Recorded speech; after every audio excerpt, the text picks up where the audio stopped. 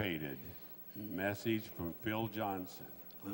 He is a seasoned servant, and he's going to bring us a message that we can cut our teeth on today.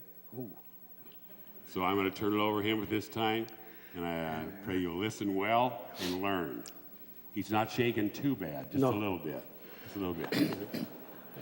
Well, thank you, Gary. I brought my overnight bag. I didn't know how long this was going to last, so.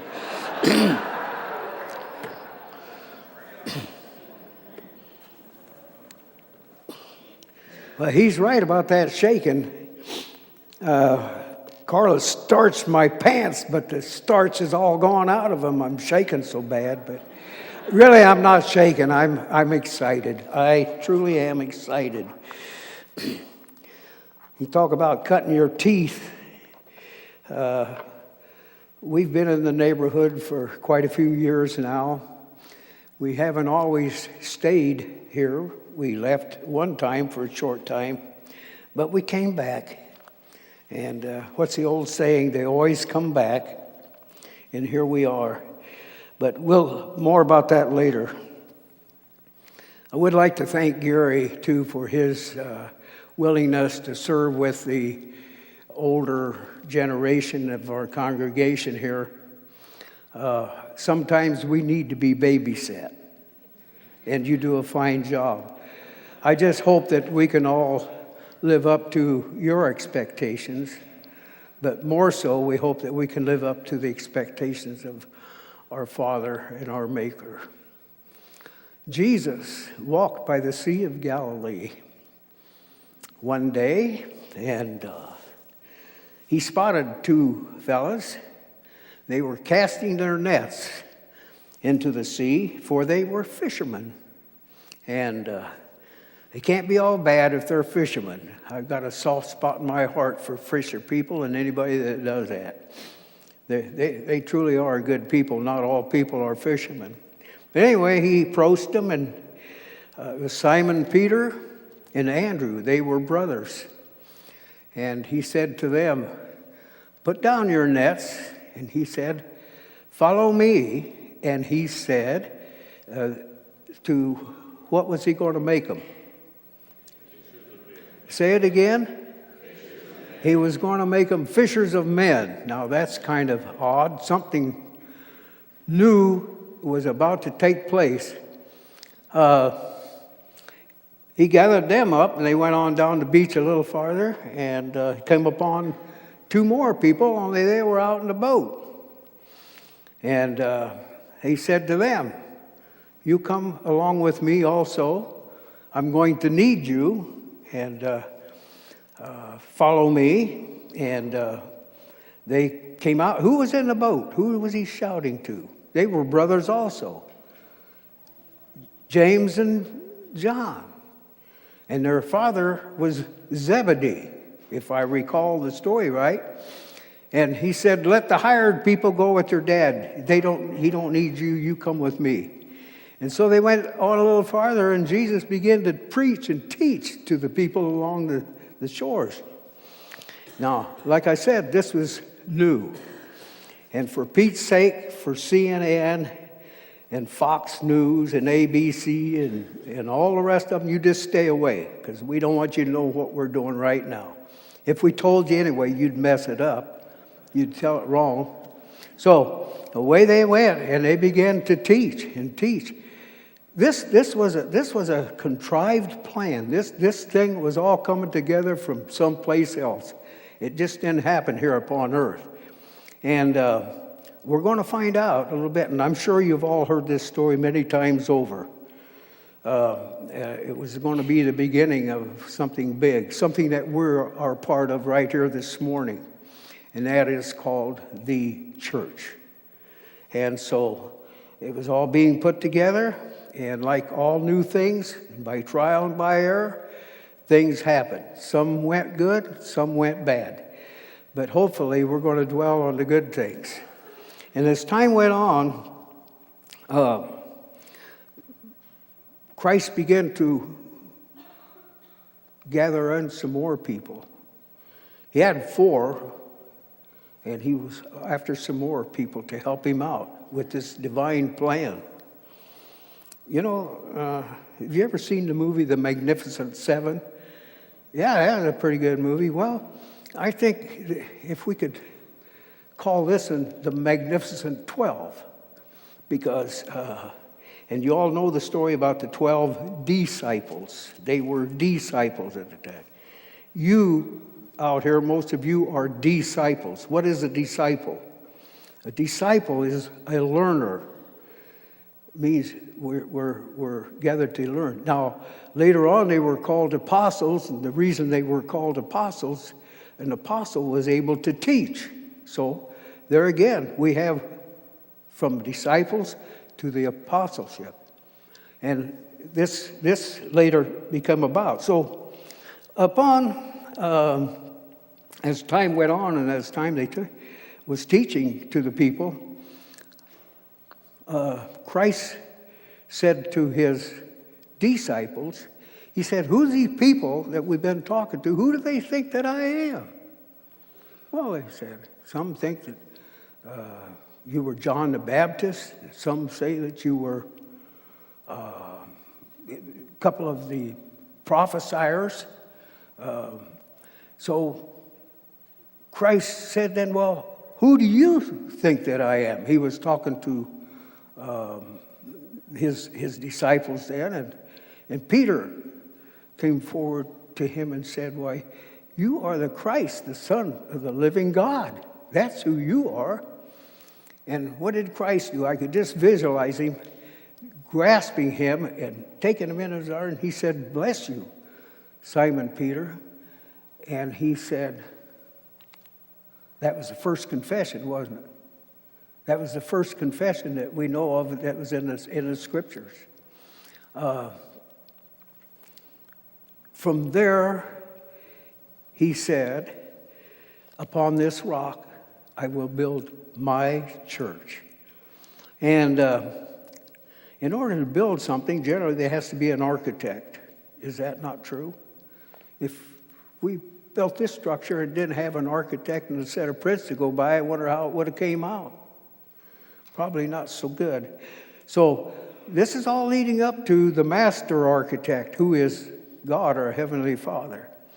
He sent Jesus down to earth to perform a mission, to carry out the will. And when Jesus came to earth, he said this. He said, I didn't come here to partake of the mankind ways. He said, I didn't come here to do that. I came here to serve my Father, to do my Father's will.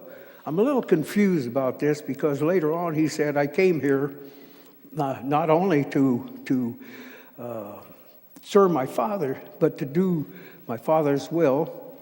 But I came here to serve. And not for you to be serving me, but I came here to serve you. All right? And it's an interesting story when we talk about faithful servant, faithful service. And as you get longevity in your life, as you get so old, you accumulate things. You just, for the life of me, it's terrible, the things that we accumulate. How many of you watched the Antique Roadshow, by the way? Are you familiar with that show? Yeah, I like that show. I don't know why. I guess we've got some old things at our place, and I don't know what they're worth, but sometimes I'm always looking to see if they're going to show what I got, and maybe I'll get an idea. But they're just things. That's what I'm getting at. Why do we collect things? And when we ought to be concentrating on the genuine things of life. Things are just, I hear some of them old people talking on the show, and the facilitator say, well, how did you acquire this? And he said, well, she said, it's passed down through many generations, and I had it in my family for, going on, 3 cents, whatever. So, well, that's nice. And then he says, well, did you know that's worth this much money?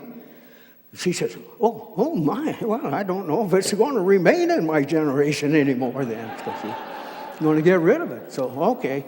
But with that comes many things. What the emphasis here is, when we talk about the church, I don't want you to think about the structure. I want you to think about what the church really is. And over in, hopefully, my notes are down there, and I'm almost afraid to bend over and pick them up for fear I won't get back up. But we'll go over to Romans. We'll go to Romans. That's funny. That marker's in the wrong place. But here we go. And this is concerning the church, in relationship to the church. It says, for by the grace given me, I say to every one of you, do not think of yourself more highly than you ought, but rather think of yourself with sober judgment, in accordance with the measure of faith God has given you. Just as each of you as has one body with many members, and these members do not all have the same functions. So in Christ, we who are many form one body, and each member belongs to all the others. We have different gifts according to the grace given us. If a man's gift is prophesying, then let him use it in proportion to his faith. And if it is serving, let him serve. And if it is teaching, let him teach. And if it is encouraging, let him encourage. If it is contributing to the needs of others, let him give generously. And if it is leadership, let him govern diligently. And if it is showing mercy, let him do so cheerfully. Pretty good set of instructions. My question to you is, why are we here this morning? Why are we here? Why were you here last week? Hopefully, what are you going to be here for next week? Exactly. We are a member. We are a part of a body, of the body of Christ. This is not, and it shall be considered as an organism. It's not a business. This is a living organism. And you are a part of it. We do different things. We have the hands that have a function. We have our feet that do a function, the eyes, and so on and so forth. It goes on. Everybody has a different function. And so we must find out what our talents are. We must find out what our gifts are. And then we should use them courageously. Don't be afraid to let your light shine. Don't be afraid to share your talents. Don't be afraid. Do it. Just go do it. We can't set upon our, what do you call them? What? Thank you. Don't just, we got to get up and do something. Now, at what age do I quit doing it? That's the question. And the old people, excuse me, I shouldn't have used that. I didn't want to use that terminology. But it's the truth. And, excuse me, as we go along in life, and got something caught there. Well, as we go along in life, folks, I'm telling you, things change. We live in a society where there's rapid change. I can't even keep up with it. I was supposed to use this thing back here, this screen. And, thank you. Thank you very much. You're welcome. I appreciate that. Give him a round of applause, people. He's here. Faithful servant. That's what it's all about. Excuse me. I don't know whether that was a frog or... Hope not. Mercy. Well, this is all new to me, folks. I've never done this before, but I want to tell you one thing. It's been a joy to serve the Lord. And I've been knowing sometimes when I'm speaking, when I'm talking, and I'm not an orator, but I've been known to get a little bit, something reminds me of something else, and then I go off this way, and when I was supposed to be going this way, that ever happened to you? I tell you, we was talking about a changing world all the time, and I brought this along. It's my old belt. I bought this about 7 years before I retired. So it makes it pretty old.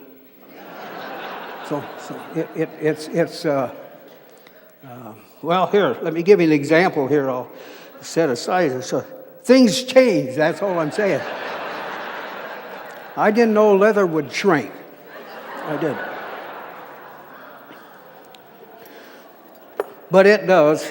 And of course, you get my drift, you know where I'm going. So even given change, we have to kind of roll with the punches and change with the things that transpire, don't we? We have to adjust. And I mentioned about using the screen, electronics and me just don't get along. And I say that and during my occupation years, I bet you I wired over 10,000 computer stations. I mean that. Bob Young will talk to you about, he done the same thing with the telephone company. I can't even turn one on. I don't want to turn one on. But maybe I'll get left behind. I don't know. I know when the kids come over and they got them, something's going on and they're sitting there going, up, and a question comes up. I said, well, get on your machine. Find out. That's what I call them, machines. Guy asked me the other day, he says, you Twitter? And I said, no. I said, but I sure shake a lot. I don't know all that language and that lingo that comes up. I'm mystified. It sounds to me like baby talk all the time. You goo-goo, loo-doo, whatever, I can't get it. I just can't bring myself together to get attached. I don't know. I'm focused someplace else. Well, a long time ago there again, I want you to use your imagination a little bit, folks. If you would, please, single file. We're going out that door. We're going to go down that hallway, clear at the other end. All right? Will you do that? Imagination. And we've all got a little bit of imagination, hopefully. And when we get down there, we're going to take 32 steps to the south. And then we're going to take about the same amount of steps, maybe 40 steps to the east. And if you would make a big circle out there, you would be finding yourself in what we call the old church building. Now, you notice I said church building. I didn't say church. I said church building. Keep it straight. Remember what I said. Function on the church, what we are a part of. And those of you that don't know what we're talking about, please find the time to gather in enough information. Get so you get interested in it. It'd be well worth your time to do that. So we're over in the old church building, and many memories come back to me. And I can't begin to tell you how many stories I could tell you about that. And I see Jane Knox Smith sitting out here. And your cousin, I remember, I talked to you earlier about it, little Tommy Merle. I don't know how old he was, but this happened during the midweek service. And at the conclusion, we always tried to form a circle, hold hands, and say a sentence prayer. That's how we dismissed. I'll never forget what little Tommy said. It always stuck in my heart, and I don't know why. I don't know why I didn't let go of this. But he said, oh, our Heavenly Father, we thank you for the clock in which it tells us what time to go home. So, well, sometimes, and believe me, I've been in many service times. And we shouldn't ever pray. If the brother is preaching, and it used to be back in the old days, the harder he preached, the longer he preached, and he'd just keep going and going. And the people just loved it. They ate it up. Well, we didn't have so many things to interfere with our lives like we have today. I remember once when we lived down south, we went to church. I got out of church, and we're headed home after the service. We had one of the grandsons with us, staying with us. And we always tried to have a relationship with our grandchildren, and we'd like to do it like maybe one at a time. If they all get there at the same time and congregated, you don't really. In other words, what I'm trying to say is we try to make memories with our young people. We try to spend quality time with them. Well, I'm going to tell you who it is, and I don't know if he's out there today because that light's so bright. I don't know who's there. But by the way, you all look different, you know. I usually sit clear back there, and all I see is the backside of you, you know.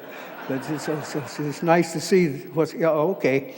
So anyway, Adam was with us, and we was after church, and Mom Carla was in the kitchen fixing lunch, and the TV was on. I think it was a football game. Okay, and I'm here. Sometimes I talk to the television, and sometimes I scream at the television, and I think maybe the Bears might have been playing that day, so I was doing quite a bit of screaming. My little grandson, who was 4 years old, come up to me and he said, "Grandpa," he said, "you're an idiot." I said, "What?" I said, "What'd you say?" He said, "I said, you're an idiot." I said, "Carla, Grandma, did you hear what he did?" And she came in, she said, "Yes, I did. Adam, you go upstairs and you stay up there till you can come down and you apologize to your grandfather." He didn't want to go, but boy, she was pushing him up the steps. And about 10, 15 minutes later, I know somebody said, "Oh, it's Adam." He said, "Grandpa?" And I said, "Yes, Adam." He said, "Grandpa, I'm sorry you're an idiot." From out of the mouths of babes, you don't know what's going to appear. You know, to this day, I'm still wondering if he knew what an idiot is. I don't know, that's one. Other memory over here, at the old church building, there was about an 8 or 9-year-old boy. And he played the violin. And so for the Christmas Eve program, he was asked if he could play the violin. Sure, he would. He said, "I'm pretty good." He said, he thought, you know, he's good. I'll play the violin. And come Christmas Eve, and lo and behold, he had waited so long to play, he started getting nervous. All of a sudden, this greatness that he had about him started to dissolve. It was leaving him. And so he thought, well, like all good violinists, I better see if it's in tune. So he stood there and he played on the A string. It didn't sound quite right. So he asked the pianist, which, I don't know if she's in the audience this morning, but it was Evelyn Ellis Shivers.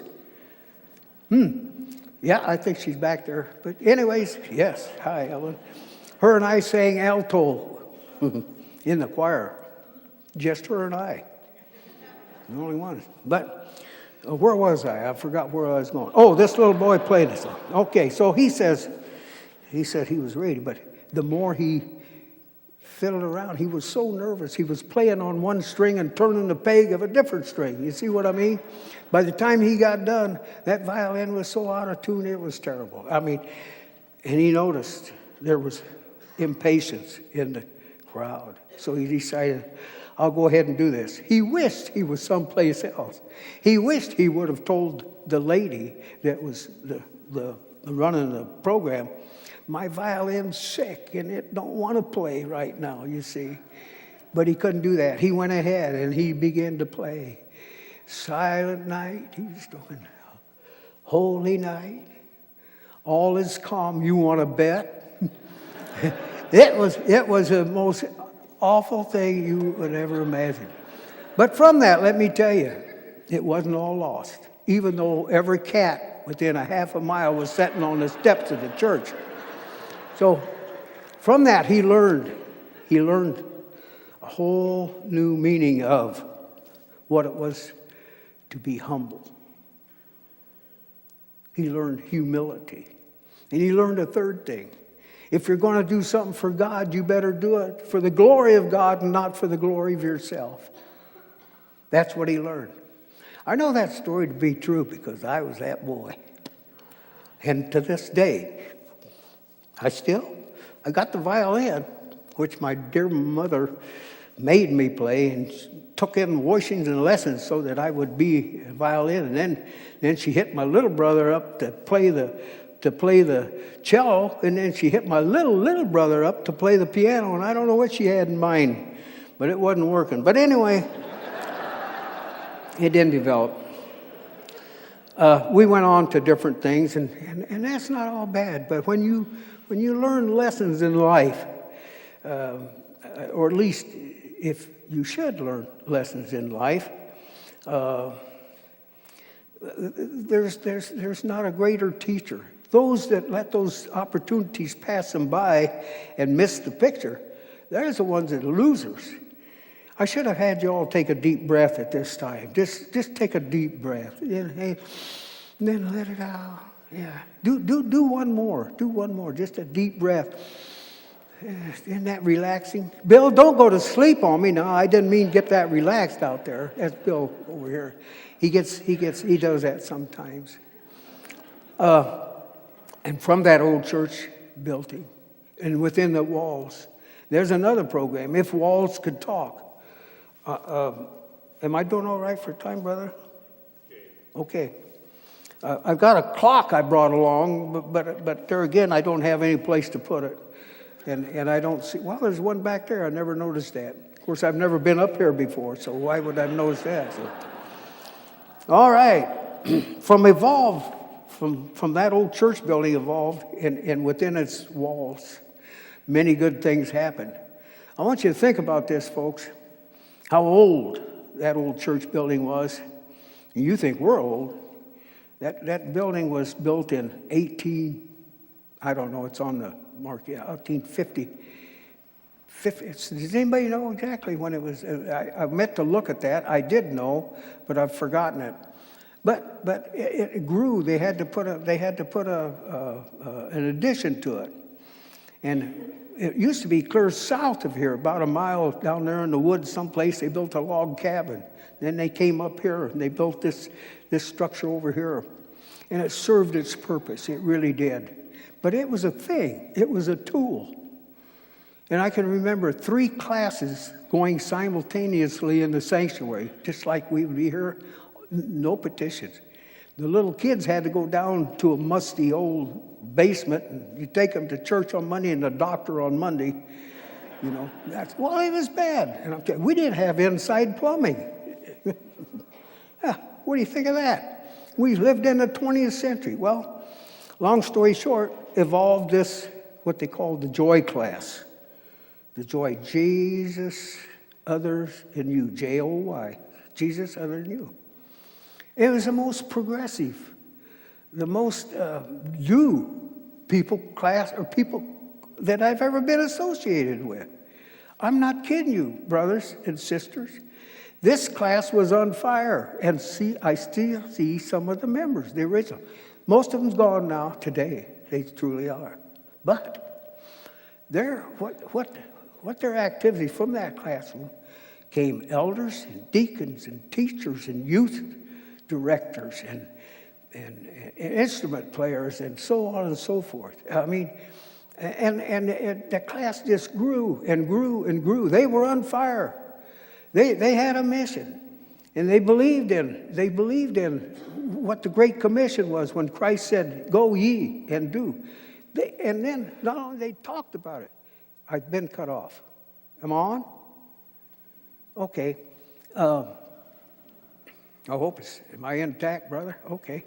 It just sounded like you shut me off. I thought it was time to go home, so I don't know, but it's a fine way to treat your guest speaker. Well, from this came this. From that young people's class, young marrieds. It was nothing to see them not only on Sundays worshiping together, but to see them during the weekdays. They'd be out in somebody's backyard roasting wieners and hot dogs and wieners and that's the same thing, isn't it? But and making homemade ice cream, and so it was just fantastic. And the kids would all play together. And some of those kids today, let me tell you, I see some great grandkids out here today, too, that was a part of that. Hopefully, you'll be able to take the baton and to pass it on. Keep this movement going. You know, we haven't even got to the birth of the church yet. We were talking earlier. Well, I'm getting ahead of myself again. I wish I brought my notes and put them up here, but just bear with me. That's another story too, but I can't tell that one here. But it just, so many things happen so fast that I've got to tell you about my sister Iris. I just got to tell you the story. And I think Iris is here someplace. I heard that she was going to be here. And there's somebody standing up, but that's not Iris, so okay. Oh, yeah, I see 5 hands up back there. That's Iris. And I'm out of touch. Of course, you all know I'm getting beyond my age. But it used to be when a young man was interested in a young lady. What do they call it today when that happens? I'm out of touch. I don't know. Back then, they called it courting. Can you imagine courting? You're courting a girl. So Gail Swanson was over at our house courting my older sister, which was Iris. And so he had a big old Chevrolet, 4-door. I'm just going by my memory, but so he would pick her up, and he would go to her side of the car and open the door for her and let his lady into the car. And he reached down and he'd pull up her long skirt and push it and make sure it didn't get caught in the door, you know, that she was all together. Okay, he'd go around the car and he'd get in on his side. And lo and behold, there was Iris scooted clear over to where he was going to sit, you know. You could do that in them old cars. They didn't have that stuff in the middle, you know, you did back and forth. So this is a true story now. I'm not just making this up. Iris, go ahead and put your head down. I'm going to finish the story. So here's the deal. They're going down the road, and you know what they used to do when that girl was over there? They'd do this. Call it one-arm driving. You know what I mean? You know. It had its meaning. It meant maybe possessiveness, I don't know, or maybe affection. I have affection for you. But she must have had affection for him, or else she wouldn't have slid over there to begin with. So anyway, a little old red lights flashing back there behind him. Gail pulls off. And he rolls down his window. He looks out, and the officer says, "Buddy," he says, "why don't you use both hands?" Gail says, "Who'd drive?" True story. So time changes things, folks. I'm telling you.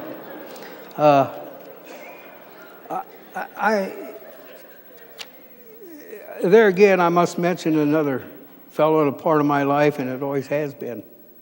And that's my other brother-in-law, Brother Pete. Now, Pete and I wished I had a nickel for every mile that I have been in a boat with him, trolling around the lake, and then all night long we would fish. We didn't care if the fish was biting or not. We was talking. And you know what we was talking about? 90% of the time, you'll never guess it. We talking about the church or the Bible, things that was in it. I mean, it was some of the best times I can remember. Did we solve many problems? Not all of them, but we Pete always closed. He says, you know, and this is his favorite expression. He always said, "It's hard to be perfect." And I said, "I know, it took me a long time."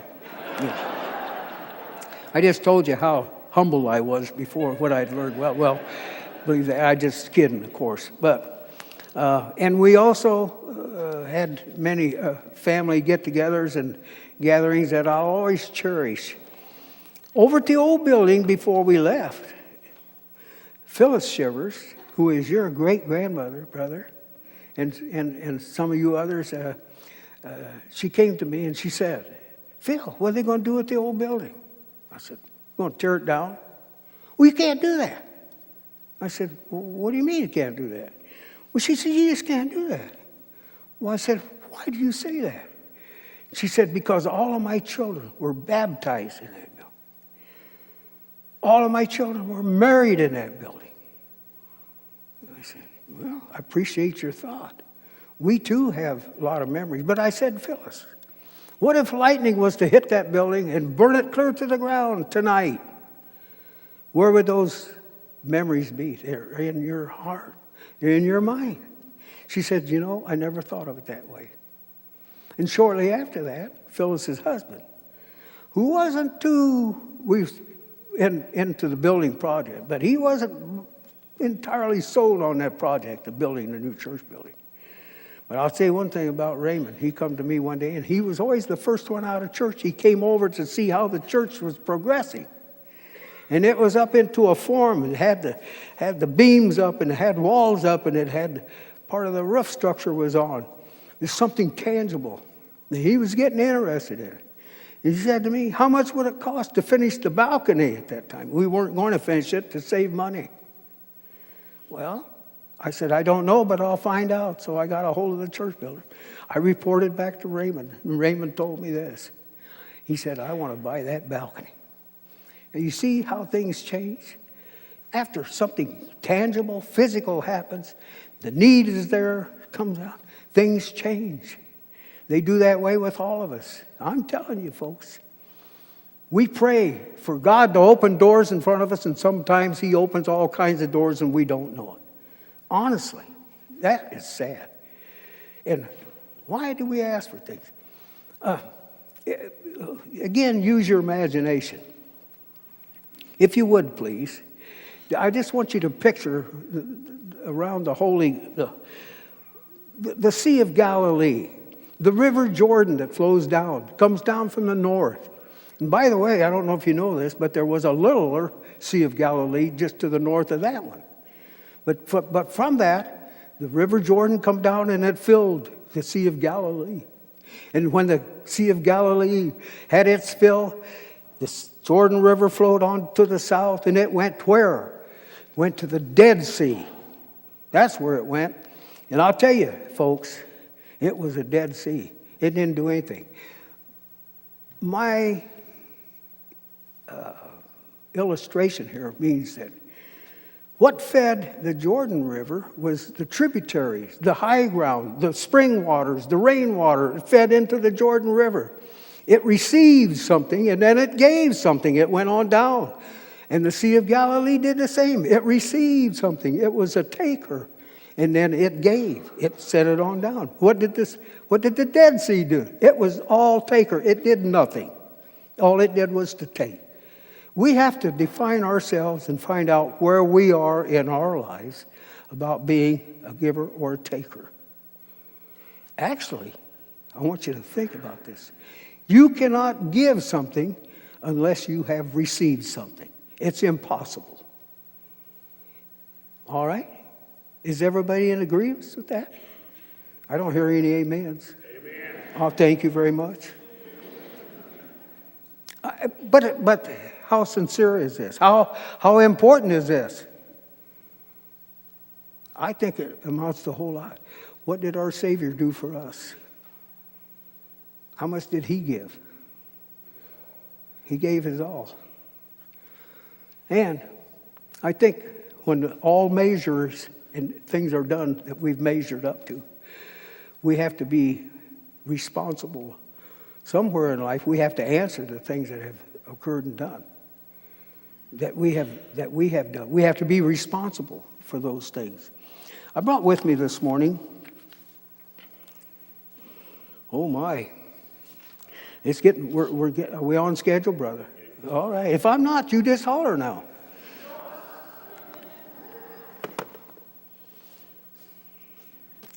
I have here in my hand, and I don't know if you'll be able to see it, but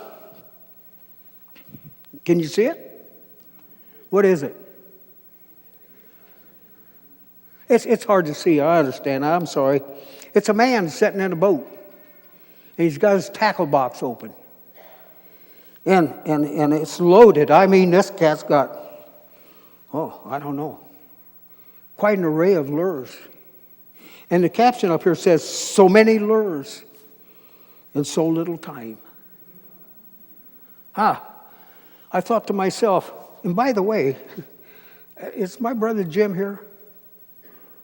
Oh, he's back. And do you have your wife with you, Jim? Oh, good. They gave me this years and years ago.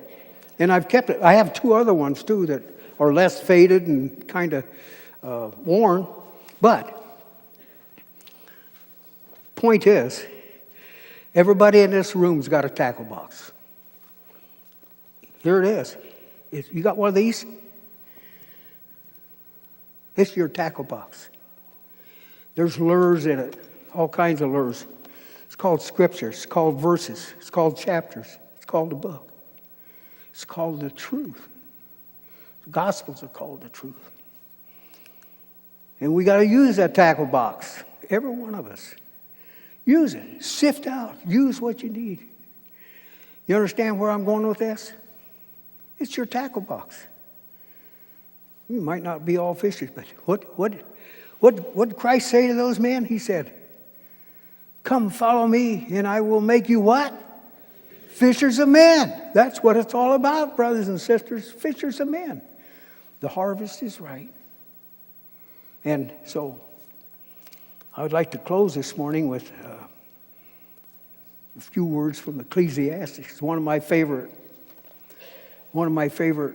books in the Old Testament, Ecclesiastes. The last chapter, Ecclesiastes is a book of wonderment. It's a book of amazement. It's a book, folks, that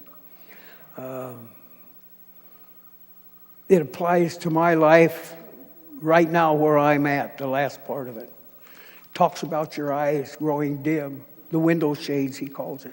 Talks about your choppers, that's your teeth. I'm right there. All the things that he talked about. My hearing is gone. That's the fact of life. In his wonderment, he said, in his amazement, the sun comes up in the east and then it goes down in the west. And he says, then it hurries itself around so it can do the same thing. He said, it's meaningless. It's meaningless. Don't try to figure it out because you won't. But he also said this, and if I could find it, it should be right here. It was here yesterday. It should be here today. It's just right here we go.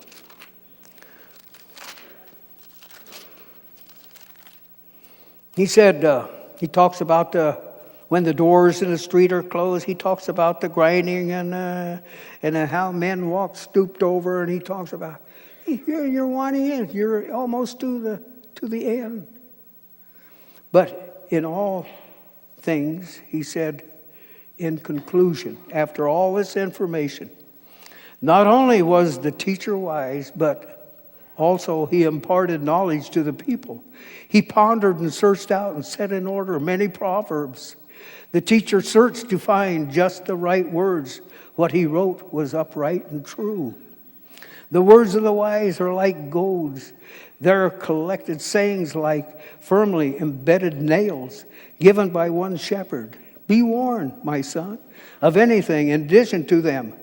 Of making many books there is no end, and much study wearies the body. Now, hear me. Now all has been heard. Here is the conclusion of the matter. Fear God and keep his commandments, for this is the whole duty of man. For God will bring every deed unto judgment, including every hidden thing, whether it be good or evil. That's what I want to leave with you today. Remember, fear God and keep his commandments. We didn't talk about obedience. I didn't use my notes. We'll do that some other time. But I'm telling you, folks, there's so many good things. That's why I was excited to talk to you this morning. Life is difficult, only because we make it difficult. And when you put it in the hands of somebody else, folks, who is our maker? Why am I here today? Why am I here? Why am I going to be here next time? The good Lord willing. So I say to you, don't forget who you are, what our purpose in life is, and how we portray ourselves. Because if we're led by God Almighty, it can't be all bad. Kind of like all fishermen are not bad people either. And I mean that. Be a good fisherman. Get into your tackle box and use it. Thank you very much for this opportunity to speak to you. I've enjoyed every minute of it. Hazel Anderson, reporting to you from the RSCC, not to be confused with the BBC. I'm wearing my red beans and rice shirt for y'all. We are located in the beautiful, almost spring Midwest, which is north of the deep South. Since the teleprompter is broken, I'm going to read these here announcements for you. Y'all pay attention, pretty please.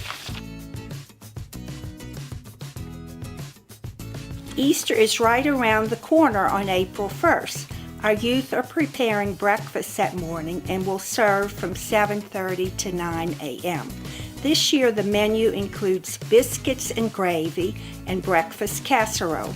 A free will offering will be taken at the breakfast to help the youth attending NYR and the Summer Bible Bowl National Competition. This Wednesday, the Children and Kids Club will be painting pottery. Last Wednesday, Nancy provided a sheet of paper with the cost for each individual child. The cost is based on the number of memory verse points accumulated during this session. Parents, if you don't know the cost for your child, please contact Nancy. Check should be written to Rising Sun. The kids should wear old clothes so they don't get paint on their good ones. There are only 2 weeks left for members to vote on the establishment of the Rising Sun Church of Christ Foundation.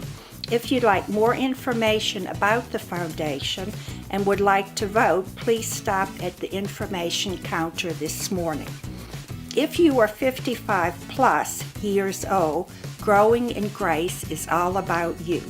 March is Service Month. If you would like an opportunity to serve, grab some friends or just yourself. Contact one of the following people: John Ellis, Greg Smith, Tracy Hutchinson, or Stuart Merrill.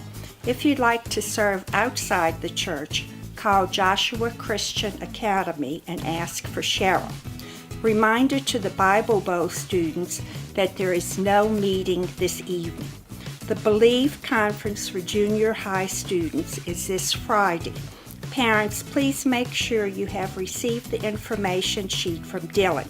You want this before the students leave. Also, if you have not filled out a medical release waiver form for 2018, you can pick one up at the information counter this morning.